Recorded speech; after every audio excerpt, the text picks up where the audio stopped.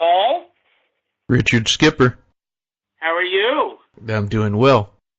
So I have to ask you, are you calling from South Carolina or are you calling from Atlanta, Georgia today? I'm calling from Atlanta, Georgia. Now, you have a home in both places? No, I'm kind of a vagabond. I live in Atlanta. And where does Charleston, South Carolina fit into everything? Well, it's interesting. Charleston, South Carolina has really embraced the show that I do. And so they invited me to be on the radio airwaves there. Mm-hmm. Very honored to be heard in the holy city. You know that South Carolina is my home state. Oh, absolutely. Conway. That's right. Very good. You remembered. Paul, I want to talk a little bit. First of all, do you have a background in the business? Now, do you mean the business of journalism? Show business. No, I don't, actually. So how did you get interested in doing what you do? Well, I guess you could say that the background that I have is in writing. I don't consider myself a great writer, but I did very much enjoy the interview process. And so the decision to make a radio show, and now soon a podcast, was because I felt like I was a better interviewer than I was a writer. And so I thought, let's cut out the middleman. Let's just give people the interview itself. Now let's start with the writing. What kind of a background did you have as a writer that led to the interviewing that you do? I published for a while a magazine, and I did that for a while. And then I wrote a couple of pieces for a couple of other publications along the way. But I was interviewing a lot of people who are connected to the world of island music, tropical music, that kind of thing. Mm-hmm. Staten Island. The Caribbean islands. Okay, now I've got a question that's actually coming in from one of our listeners, one of my dear friends. Jamie Lee Farrar says, do you have any advice to writers like herself out there? Well, I would just say this. You know, it sounds like very simple advice, but I see this with all of my friends that are writers. If you want to be a writer, write. Write every single day. It sounds like such a simplistic approach, and it doesn't have to be anything. There was a book I read not too long ago called Writing Down the Bones, and the author of this book said, just have pen and paper, and if nothing meaningful is coming out, just write down whatever.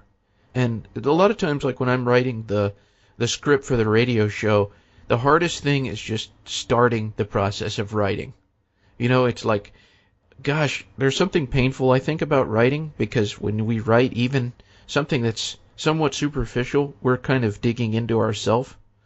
And so, but then once you start, you're glad that you started, because at the end you feel that feeling. It's good to write something down on paper.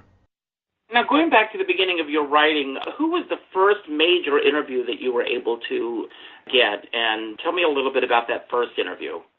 Well, in the writing world, I didn't interview so many noteworthy people. And that sounds like a cruel thing to say, but I don't mean that. I think everybody is noteworthy, and I think you share that view.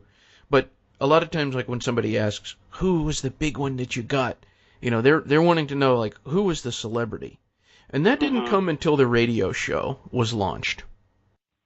So how did the radio show get launched?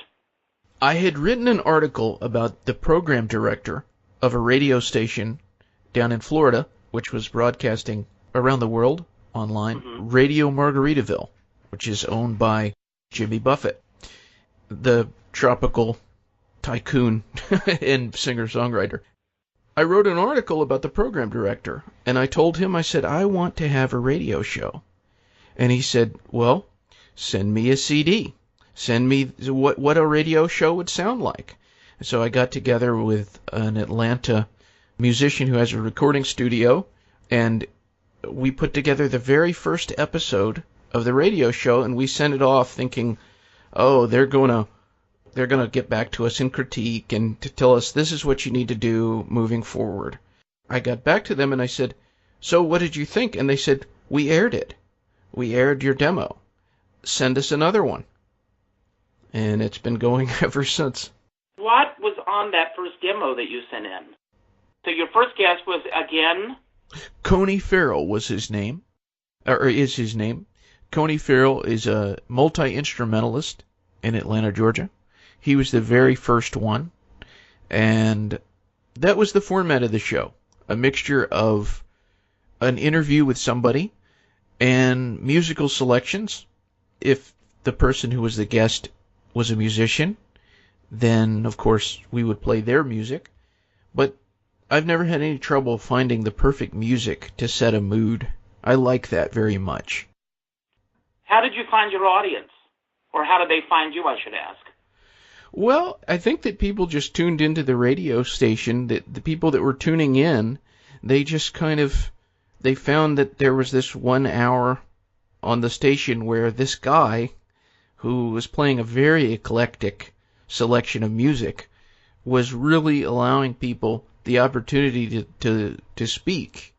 I try not to interrupt whoever the guest is, and also just like the music that I like, the people that I've enjoyed interviewing have been very eclectic. I'm all over the place. And who, present company excluded, of course, consider your most exciting subject that you've had to interview. And of course you say that, everyone has a story to tell, and you want to get that story across. That's your goal, which I think is the key to making a great interviewer. So who was the interview that you got that you were the most excited about getting, with all respect to all the interviews that you've had? Well, just recently, there was an interview that I did with Paul Schaefer, the musical director on Letterman, throughout all the years. That one was very exciting to me because David Letterman was one of the reasons that I feel like I kind of became an interviewer. And I love music, and so I was able to, throughout the years, interview pretty much the entire CBS orchestra, except for the band leader, Paul Schaefer. So that one was really excited, but I'm also a huge movie fan, and so the time when Woody Allen was a guest was very exciting for me. I've seen every Woody Allen movie, and so here to have an audience with Woody Allen, I was ecstatic about that. Now, he doesn't grant a lot of interviews, so how did you get that interview? It's funny, because with Woody Allen, I had this feeling from the moment I decided to interview him. I thought, I will have an audience with Woody Allen. He's going to give me an interview. I had no doubt in my mind, but I was very persistent with his publicist. I really kept after her, and eventually I got this voice message on my phone that says, Woody Allen will do an interview with you. When would you like to do it? And I was ecstatic, needless to say. What do you think was the deciding factor for him? What changed with him, and how long did you have to pursue him? I was pursuing him for maybe 2 months or so. I was trying to get this interview with Woody Allen. But I think that the reason that he gave me an audience was because he saw that I was interested in going deeper than the surface of, you're a famous director, a New York icon. I felt like the thing that really you can see Woody Allen loves in his movies is the music. I mean, I think about so many iconic scenes in Woody Allen films, like where you hear Rhapsody in Blue, or you hear Louis Armstrong singing, and he's so good at accentuating a scene with music. That's just one of his gifts. And so I was coming at him from a musical angle, and he loves music. He plays every Monday in Manhattan at the Café Carlyle during certain seasons. And so I think he saw that there was a genuine love of some of these older types of music that he likes to play and that he likes to include in his soundtracks. And so because of that, I think he saw, well, this is a guy who really wants to talk about something that is meaningful to me. And so that was Woody Allen. And shortly after we did the interview was on the phone. I was invited to meet him, and I got to meet him, and that was very exciting. And, it's very interesting because when you were pursuing him to do this interview, did he understand or did he know that you wanted to focus on the music in his films other than, let's say there's a lot of salacious stuff that you could have gone in that direction. Some reporters like to go in that direction. I don't, and I appreciate the fact that you don't either. But I'm sure that he had to let his guard down in order to welcome you to do the interview. Did he know the direction that you wanted to go with the interview? I made it very clear, yes, to the publicist, this is what I want to talk about. And I think anybody who goes on my, for example, YouTube channel, where I archive all the interviews, you never will hear me doing a hit job on somebody. It's just not my style. Bless you. Yeah, I interview people because, and this might sound like an exaggeration, but it's not, because I love them. Right. Well, I agree. I totally agree with you 100%. And, and I don't want to ask, I don't want you to mention any names here, but have you ever had an interview that did not stand up to your expectations of that person? Yeah, I have.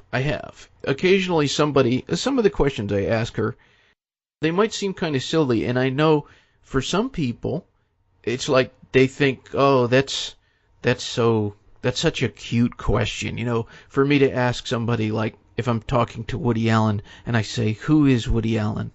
But really, the reason I ask questions like that, and I've had people I ask a very simple question, like, what do you like about music? And it's not for everybody, because some people might say, what do I like about music? Well, doesn't everybody like music? I think that I have been disappointed sometimes, but when people really give it a chance and they look within themselves and try to answer the question, I think my questions can be very interesting if you are willing to participate. Mm-hmm.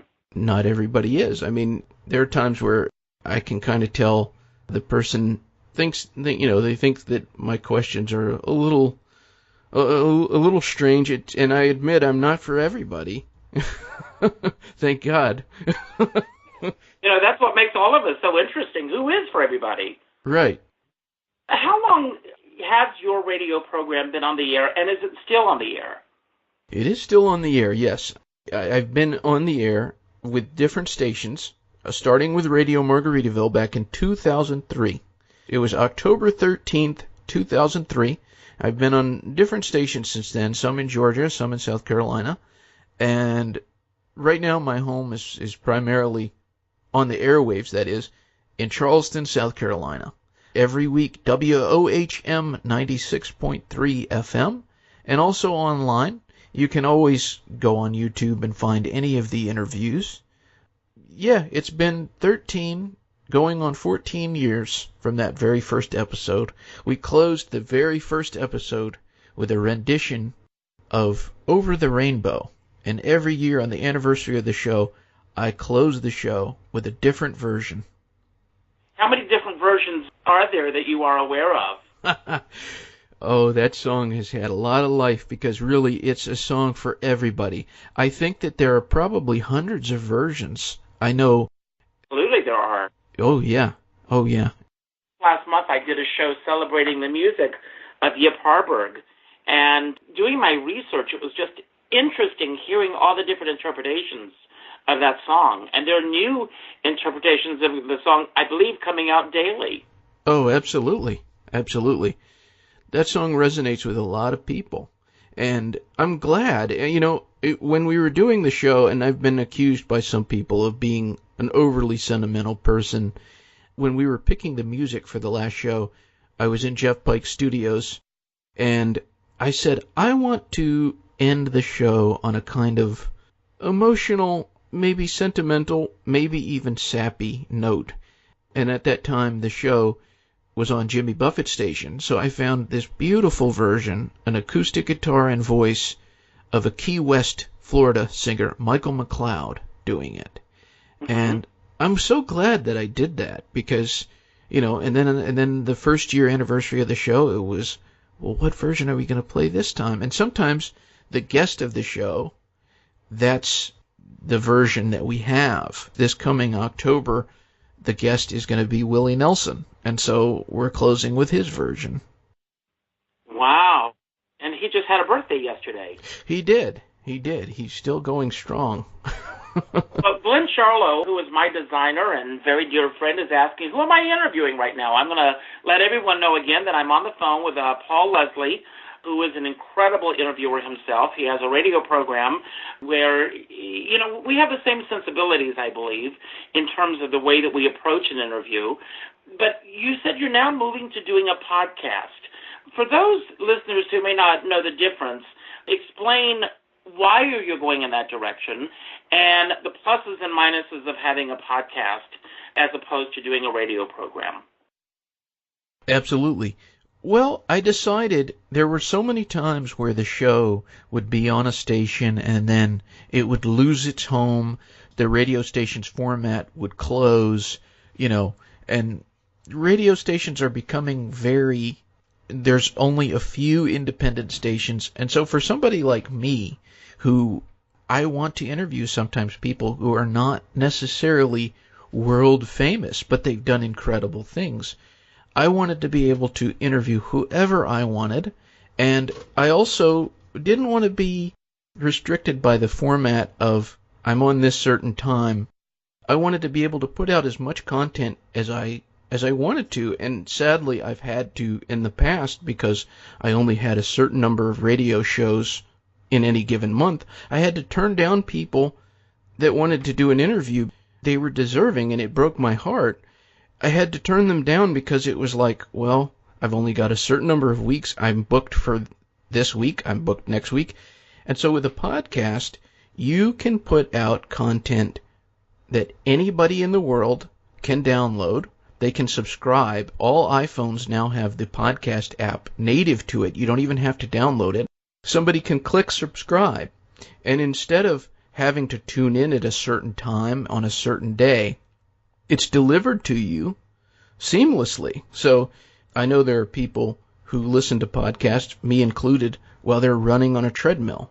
People hook them up to their cars. So it makes listening to long-form interviews, which are kind of on the way out in terms of radio. Now everything is delegated to a sound bite, and sometimes not even a sound bite. It's just like, here's 3 seconds of somebody saying something. And so now it's like you can deliver something meaningful to people, and they can subscribe. They can get it for free in my case, which is what I'm planning. And I'm not anybody's boss but my own. But does it cost anything for you to do a podcast? Yes, it does. You have to pay for the storage of the audio file. And can you give me an idea about how much that would cost? It largely depends on how many people are subscribing, because you're paying for the amount of storage. For example, there are very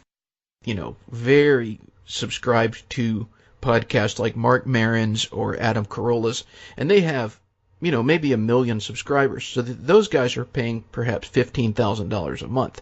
Now, if you don't have that many, it's reasonably affordable. You can have a podcast and maybe you're paying $30, maybe less, a month for the storage that allows people to download or subscribe to your show. Now, doing a podcast, do you have sponsors? Do you have people who invest in your program? And if so, how does that work? Or have you reached out to sponsors with the work that you do? I have not reached out to sponsors yet. I will just go ahead and confess to everybody I'm a terrible business person. But with that said, that's how, for the most part, people who make money at podcasts, they get a sponsor.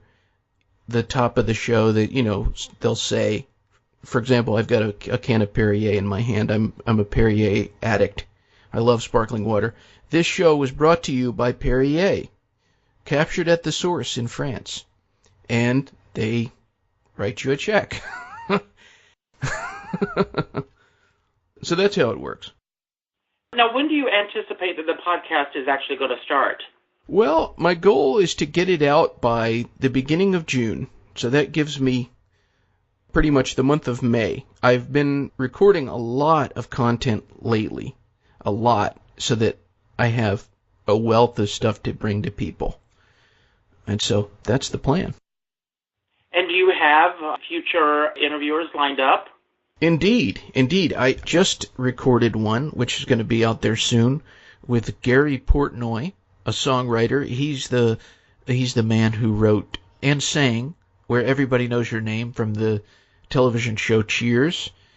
Just recently, there's a guy I spoke to, Paul Alexander Nolan. He's a Broadway star. There's lots of them. I just did one recently that's going to be on there with Walter Marks, who is not only a novelist, but mostly known as a songwriter. He wrote the song I've Gotta Be Me. Wow. Yeah. Now that's a song that we all know. And those are the people that I get very, very excited about. People who write these songs, which sometimes these people can kind of be buried in all of the stuff that's going on in our popular culture. And there are people like that. And sometimes I will look up and I'll see that I have the only interview with this person. Or I'll get contacted by someone's family and they'll say, I've never heard my father or my mother or whoever it may be, I never heard them express themselves in such detail. You gave them a lot of time. And so, yeah, people like that, the songwriters, as you know, I've interviewed a lot of the lyricists and composers of Broadway, of musical theater. And those people are just fascinating to me. I love to speak with the people who bring the music to us. Yeah, and speaking of which, there's so many entertainers that are tuned in right now. Michael Walters just joined us, and Michael Walters is an incredible entertainer. Not only does he appear as Dame Edna, but he is also the premier Jackie Gleason impersonator out there, and he's going to be coming to New York, well, actually New Jersey soon, to do The Honeymooners, which has been made into a musical. So he's someone that I would highly recommend for your show. Joni Rapp is here. She has worked with Judy Garland and so many other people, Yvonne Marie McQuaid. There are a lot of great people that you should be reaching out to that a lot of people may not necessarily have on their radar, but our goal is to get them on that radar. I don't know how old you are, Paul, and I'm not going to ask, but growing up, did you have a particular interviewer or someone whose style that you aspire to emulate to the best of your ability? Well, I'll just say for the record that I was born in the 80s. But okay. But I know that gives you a 10-year spread. But I loved David Letterman. I think a lot of people think of him as a comedy, but they don't realize how perceptive he could be. But then later, after that, as I started to explore Joe Franklin, he made a big influence on, especially my love of some of the people who are from yesteryear, the nostalgia of some of these great performers, which we can't forget them. So it would be him, Joe Franklin, and then there was a great interviewer, and his name, he passed away since, was Studs Terkel. Oh, yeah, absolutely. Great. And read it. I mean, I've got one of his books just lying around right now that I'm reading. His interviews are just amazing. And he has a book that he wrote, and the name of the book escapes me, but these great theater interviews that he did. Now, Paul Craffey just joined us, and Paul Craffey was lucky enough to work with the wonderful Merv Griffin, and he was one of my favorite interviewers. Oh, yeah. Merv Griffin was great. Also, I would have to say Dick Cavett. Dick Cavett was great. And doing it today, I would say Charlie Rose and Terry Gross. Terry Gross on Fresh Air. Gosh, what an incredible interviewer she is. She's just great. And it's been a thrill for me to be able to, in many cases, interview the interviewer, which is what you're doing. But Larry King, for example, was somebody who I learned something from each of these people. And he was nice enough to give me an audience. And there are things that he told me in the interview that I've applied, I've tried to do to this day. Such as? Well, one of the things I try to do, I don't always do it, but he told me in the interview, don't say I in an interview. And I try to follow that rule. I try to start questions with you. And then something that he said at the very end, I still remember this so well, I can even remember the inflections in his voice, but he said, "Paul, I never learned anything while I was talking." He said that, and then he said, "Don't stop wondering, and just always remember, the best question you can always ask is why." And then he hung up. And why is such a great question. Almost anything somebody says, you can say, if you really wonder, why? Well, I'm going to ask you why. Why? Why? What? Why? Why do you do what you do? It's a great question. That's a fantastic question, and I would say this. The greatest thing that we can give somebody is our attention. I want each person to feel like they matter. I've interviewed people who are not entertainers. I've interviewed people who are not famous. Studs Terkel believed there is nobody whose voice shouldn't be heard. And also, I would just say that there have been interviews where, sadly, someone passes away. And I hear from their family, I hear from their friends, I hear from people who work in their estate, and they say, "We couldn't find anything where he was talking about this." There was a blues harmonica player who, he's still with us, he's still living, but illness has taken away his ability to communicate, sadly. And his brother contacted me and said, throughout his lengthy career, we could never find an example where he told his complete story from beginning to end in such clarity and in such completeness as yours. And that made my day. I just thought, I'm an archivist at heart. I want to preserve these stories because, I mean, what would we be without our stories? Mm-hmm. That's why I want to do what you do, and that is celebrate people. I've always been very fond of your use of that word because I want to do that too. I want to celebrate people. And it's just a wonderful thing. It's a wonderful thing also to have somebody open up to you and give you their story. I mean, I can't imagine how many things people have shared with me that have just taught me so much. Well, going back to the beginning, from your writing to starting your radio program to now going to the next phase with these podcasts, what are you most proud of? I'm most proud of the fact that I was never trying to become famous myself. I believe that throughout this entire thing, I've always done it from a standpoint of love. The musical theater lyricist Jack Feldman, who did Newsies, he wrote to me one time and he said pretty much that same thing. He said, "It never comes across like you're trying to take." And I'm not. I'm trying to give. And so I'm proud of that fact. I'm proud of the fact that, for me, I believe that this very much is a service job. And if you think about it, any job that is worth doing is a service job. And so I'm glad about that fact, and I'm glad that I've never had any kind of maliciousness. I've never, how long would it take you to turn on the radio now and find something that is about tearing people up? I could find it in about a minute. And yes, seconds. Yeah. I would even less than that. Right. Like, here's something mean-spirited.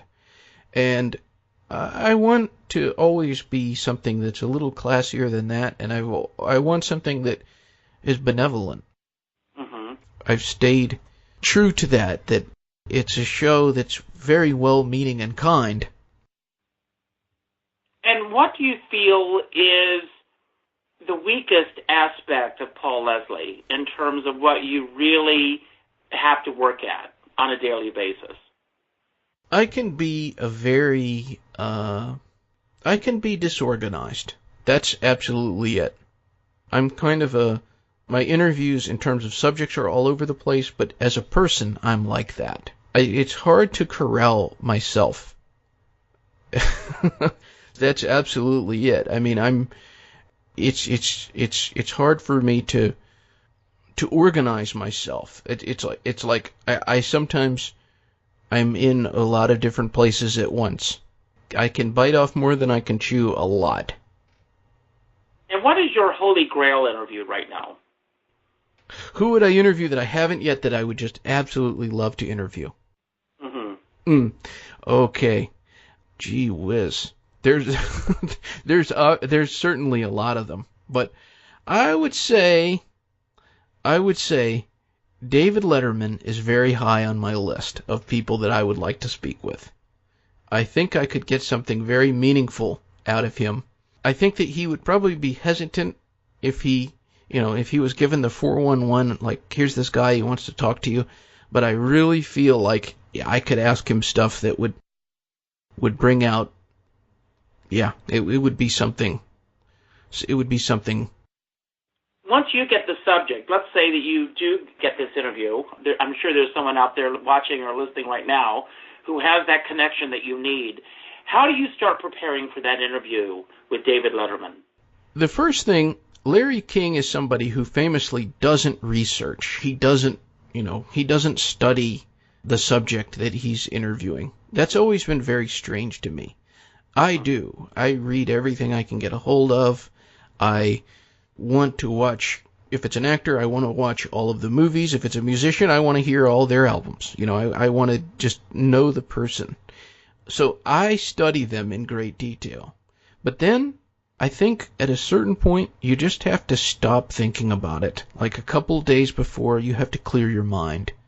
Every single day when I get up, if it's a good day, that is, there's a little pond that is maybe a 30-second walk from my door.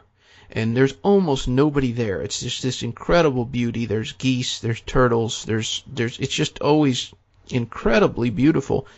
I'm there all by myself. And it's very, very important sometimes to just not think. I try to do that before every interview. I try to go in nature, sit down, barefoot, on the grass, and I just exist. And then when we slow down our thoughts, when we calm down, we become that inquisitive child that wants to know why, the why that Larry King talks about. And so, there's a certain amount of playfulness that I think sometimes can help when you're doing an interview. And so get relaxed. It can be hard. It can be hard sometimes. Sometimes you're excited about who it is you're talking to. But really, the actor Bill Murray has said before, anything that you want to do, you can do better when you're relaxed. And I think that's true. And so after you've done the research, just getting yourself calm, getting ready, and getting to where you're in the moment, you're not thinking about anything but what is in front of you. And that way, you're paying attention to what they're saying, you're listening, you're truly listening. And that's what I would do with David Letterman and some of the other people that I would like to talk to. And what is the best way for our listeners to keep up with what Paul Leslie is up to? I would say the best thing, in addition to visiting thepaulleslie.com, my website, you can go to facebook.com/thepaulleslie, and that's my Facebook page. And it's been teetering at just below 1,000 likes for a long time. It's like it goes to 985, then to 983, then to 985. But it just doesn't seem to reach 1,000. But I would say that is the number one place where I post is the page. Mm-hmm. Now you stepped away from Facebook recently for a while. What were the reasons why you stepped away? What did it feel like to be away from it while you were away? And then coming back, what was that experience like for you? Well, yeah, I did take a step away. I felt like I really needed to just be away from distraction for a while. I wanted to try and see, like, how much of this is helpful to me and how much of it isn't. And it's almost a cliche to talk about now. You go to a coffee shop or you go to a bar or a restaurant and you see 4 or 5 people, they're all friends, and none of them are talking to each other. They're all staring into their phone. Can I share something with you before you go any further? I have a friend, a very dear friend, and when he goes out to dinner with his friends, they all have to put their phones in the middle of the table. And the first phone that goes off, or the first person who reaches for the phone, has to pick up the check for everyone at the table. That's and I beautiful. think it's great. And it forces everyone to turn their phones off and to really pay attention to what everyone's doing at this. But I absolutely agree with you, and it's happening with people walking down the street. I mean, people are not making eye contact with each other. You know, we need to really be in tune with each other.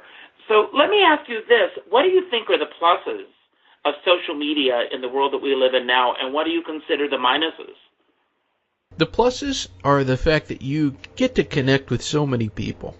I have to say, it's been incredible. I've connected to people from all over the world, and it wouldn't have been possible before, that's for sure. With that said, the minuses is this addiction that a lot of people have, me included, and why I kind of stepped away from it. And the other thing is, people sometimes, and I found this when I stepped away from it all, people have a need for interaction. They have a need to connect with one another. And sometimes they're getting that all met, they think, through social media. And then when somebody really wants to talk to them, they're mute. It's like I've already met my quota for communication in a day, so I'm done. So it's like they just kind of nod.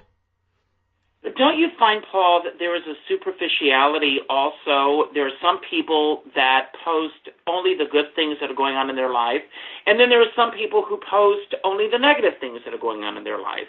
And so I think that all of us are getting a very skewed image of who our friends are, and I really wish that they would change.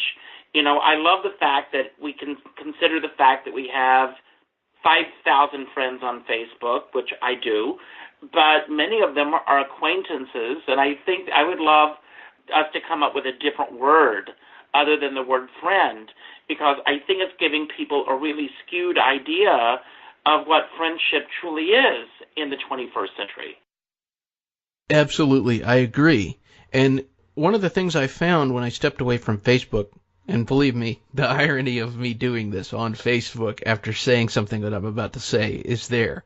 But I found that I was happier when I stepped away from it. I really was. I mean, what you talked about, like, if somebody looks at Facebook, everybody is beautiful. Everybody has perfect days, you know, and it's like, here's a photo of me. I've got the cup of coffee in my hand, and I look perfect, and everything about me is perfect. Please like this picture. and I'm not somebody who has envy, but on the other hand, what you talked about also, people who it's just perpetually dark, and for the most part, it's not real. It's important to be in the real world. And I'm trying my best to kind of walk that line of being somebody who's present, and I know that it's not easy to do. One of the people I interviewed, Don McLean of American Pie fame, I asked him, what would you say to everybody listening? And he said, try not to stare into screens. I know it's very hard. Which I have to do now. I'm staring at you. No, it's true. I absolutely, tonight I'm going to do a plug while we're here. I'm going to be going out to see a show tonight, and when I walk into a room, I turn my phone off. And I have a friend, and if he's watching, he knows who I'm talking about, at 2 funerals in the past year, I've had to ask him to put his phone away because I thought that it was disrespectful to have this phone, and I don't think that he's able to separate himself from it. And this is not a kid. This is a man who was in his 60s. Yeah, it's everywhere. I mean, it's amazing, the technology. I mean, we have in our phones a directory of almost every video that you could possibly see. We have the ability to communicate with everybody. I mean, I don't have to go into any more detail about how powerful our phones are these days. And as we've mentioned, yes, it's a blessing and it's a curse. And we have to find a way, me included, I'm as guilty as anybody, we have to find a way to take the good and also kind of be careful, you know. And also, I think, and that's what's so great about connecting with somebody when you're face to face with them. You have this fear, like, if I say this, nobody feels this way. Or, oh, if I say this, they're going to think that I'm weird. Or, I can't say that to him. And then you say it to them. You say, hey, today, this might sound like a bizarre thought, but I thought this. And then they say, I felt the same way. I thought the same thing as you. I was right there with you. That's what happens when we open up. We find we're not alone. We are not. I think that one of the biggest disservices that has come out of the political climate that we've just gone through, and I've seen so much of this, and that is if you disagree with me or if you have opposing views from me, unfriend me now. And this idea that we are unfriending people because they think differently. I had an instance last week, which I will mention here. And this was after Feud, a series that I loved, but there was a scene that I questioned the validity of that truly happening. And a writer with a Hollywood Reporter unfriended me and blocked me, not only on Facebook, but on Twitter, because I was questioning the validity of a scene in a movie that a friend of his had produced and written. And we've got to get away from that. We have to be able to continue to have a conversation. Absolutely. Absolutely. And, and that's one of the things that, that I love about you, Paul, and that's why I was excited about sitting down and having this interview. We only have a few minutes left, believe it or not, and I want to ask you, where do you envision yourself being 5 years from now? Oh, gosh. I know enough about life that you just never know. You never know. I couldn't even begin to imagine. But if I continue on the trek that I'm going, I want to have just more and more of a collection of these meaningful exchanges with people. I've always had this love of the number 1,000. I think there's some kind of magic to 1,000. But I see myself hitting at some point 1,000 of these interviews, and I want to make sure every single one of them is available. I never want, people have said to me before, like, we have to find some way to make people pay for these. And that's always, to me, gone against the spirit in which this all started. Somebody is giving us their time, they're giving us their story and their insight, their life events. And so they shared it with us. I want to share it with everybody else. So I would just say I hope that I am able to continue doing this more and more and more. And that's one of the reasons for the podcast. I was tired of other people putting a restriction on, like, well, this is when the show is on. And I love the radio. I always will. But if I want to keep doing what I'm doing, I have to kind of adapt with the times. So more of the same. I've been very, very blessed with the people I've gotten the chance to speak with. So many people who've created something that resonated in my soul and in my heart, I've had the opportunity to speak with. And to me, there's just not a price tag that you could put on that. And in closing, what message would you like to leave everyone with today?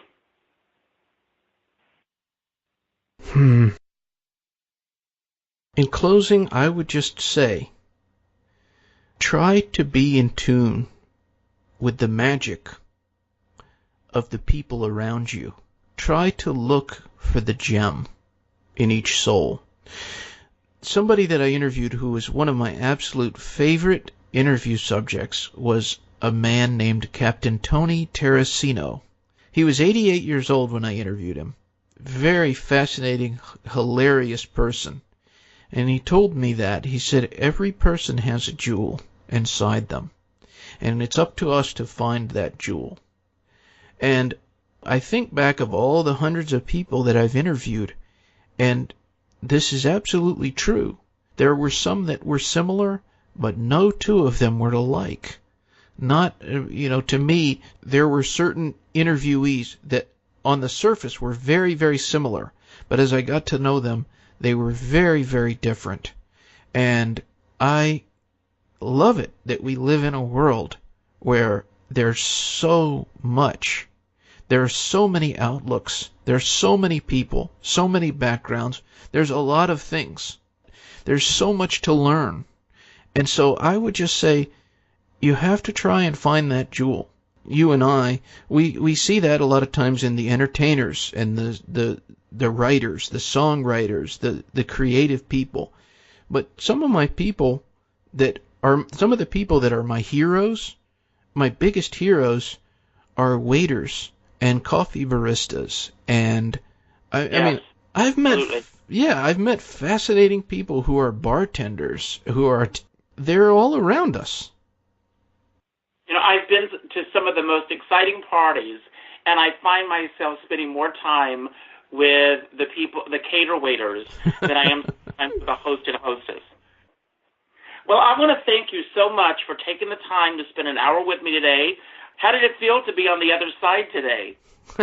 I was a little nervous at first just because I'm used to being the other end, in the other chair, but it felt great. You made me comfortable right away. Well, that means a lot to me. I want to thank you. I want to let everyone know, once again, Paul Leslie, really do follow him with these great interviews that he does. You can find him at paulleslie.com. You have your own, you're on Facebook, and it's The Paul Leslie. If people are interested in, how many friends do you have on Facebook currently? Friends on Facebook. Let me look on here. I have 2,303 friends on Facebook. Well, I'm about to get a lot of friend requests, and if you hear from Tony Rapp and Frank Basile and Yvonne Marie McQuaid, please, by all means, friend them. Oh, of course. All tuning in right now, listening to you. I have to go because I've got to get downtown to see Marcus Simeone tonight. Thank you for all that you do. Keep me posted on everything that's coming up, and any time that you feel a need to post something on my page or anything, by all means do so that my followers, and Lisa Descoli, she's going to friend you also. Lisa Descoli and I do a podcast together periodically called Talk of the Town. So please accept her friend request when you receive it. And thank you, Paul. Thank you for all that you do. And as I end every program, I want everyone to go out and do something nice for someone else without expecting anything in return. Beautiful. Thank you. Thank you, Richard. Have a great week and a great May. Those May flowers are coming up. Thank you.